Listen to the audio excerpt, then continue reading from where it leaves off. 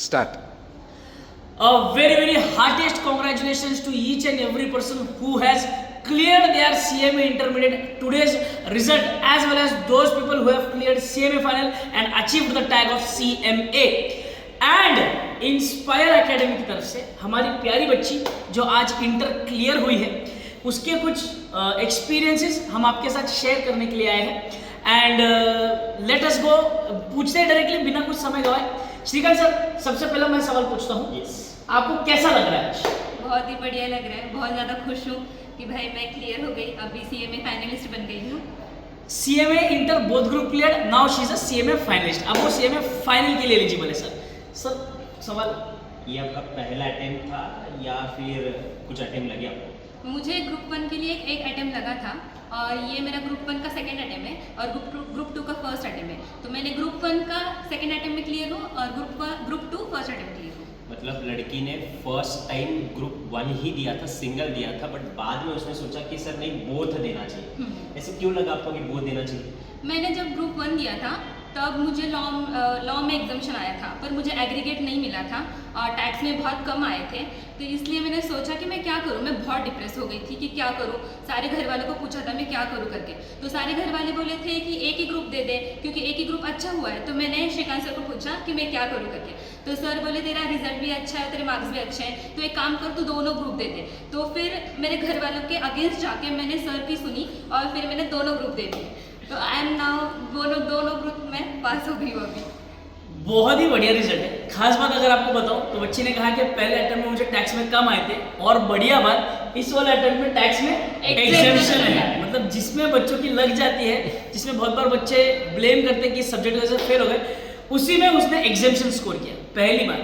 दूसरी बात, बच्चे ने कहा कि मैं अपने घर वालों के खिलाफ जाके, श्रीकांत सर ने मुझे गाइड किया, ऐसी बात नहीं है कि घर वालों के खिलाफ जाके, it is just that they are not aware about this studies और क्या करना चाहिए। वो आपके भले के लिए सोच रहे हैं, वो चाहते हैं कि आपके ऊपर प्रेशर टेंशन ना हो और आप अच्छे से एग्जाम क्लियर करो। But mind it, the right guidance is going to take you to the right path. So believe the team you believe in, और जैसे हम हमेशा कहते हैं Team Inspire will always be with you, जब तक तोड़ेंगे नहीं तब तक छोड़ेंगे। तो एक और सवाल ऐड करें उसमें, Yes. कंटिन्यू करें और एक करना। यस, आपने जब फर्स्ट ग्रुप नहीं क्लियर हुआ था, उसके बाद जब दोनों ग्रुप देने थे, प्रेशर आया था, टेंशन आया था क्या मेरे दोनों ग्रुप हो पाएंगे इतने कम समय में?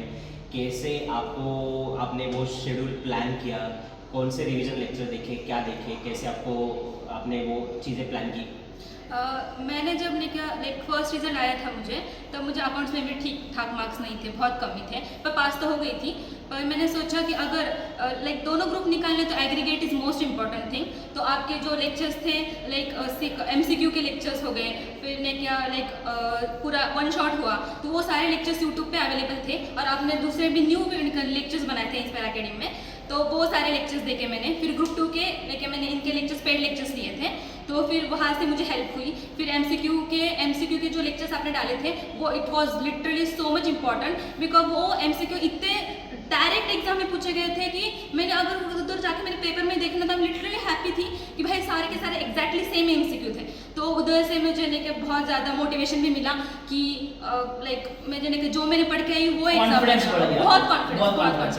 और ऊपर से जो मेरे टैक्स में थे तो सलीम सर ने जो एक ही इसमें वीडियोस डाले थे ना, वो भी मैंने देखे, उनके MCQ भी देखे और फिर मैंने खुद के नोट्स बनाए।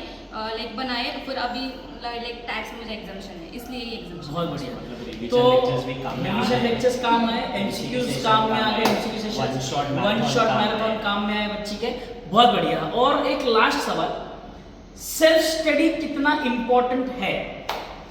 लिटरली बहुत ज़्यादा इंपॉर्टेंट है। मैंने जब फर्स्ट वाला ग्रुप 1 दिया था तब मैं सिर्फ लेक्चर्स देखती थी, लिटरली सुबह से रात तक सिर्फ लेक्चर्स ही देखती थी। उसके बाद मैं सेल्फ स्टडी करती नहीं थी, मैंने बहुत कम सेल्फ स्टडी की थी। फिर मुझे समझ में आया कि भाई सेल्फ स्टडी मोस्ट इंपॉर्टेंट, क्योंकि अगर सर जो पढ़ाते हैं वो तभी तक ही याद रहता है, उसके बाद में याद नहीं रहता। जब तक हम खुद नहीं पढ़ेंगे उसको तो हम कैसे याद रखेंगे? तो इसलिए self study is most important thing और खुद के notes is also so much important. तो मतलब अगर आप सेल्फ स्टडी कर रहे हो, साइड बाय साइड हमें हमारे हिसाब से हमारे लैंग्वेज में थोड़ा सा समरी बना लिया, इंपॉर्टेंट पॉइंट्स लिख लिए, ये बहुत जरूरी है जो हमको एग्जाम में याद करने में काम आएगा, मतलब जल्दी रिकॉल कर पाएंगे, है ना? चलो, सो बहुत बढ़िया। So much for such a wonderful guidance for our students, क्योंकि यही सेम प्रॉब्लम वो भी फेस करते हैं कहीं ना कहीं, तो वो भी चक्कर में है कि यार क्या करना चाहिए, Yes. कहाँ कुछ गलती हो रही है। तो आई होप बहुत सारी चीज़ें आप लोगों को क्लियर हुई है। फिर भी आपको कोई भी डाउट है, जैसे इन्होंने हमारा लास्ट टाइम गाइडेंस लिया था, वैसे आपको भी कोई गाइडेंस चाहिए तो do reach up to Inspire team. Raj sir, Salim sir, Tushar sir, Tejas sir, मैं, हम सब लोग आपके भले के लिए, हमारा एक गाइडेंस आपका पूरा जिंदगी चेंज कर सकता है। सी सी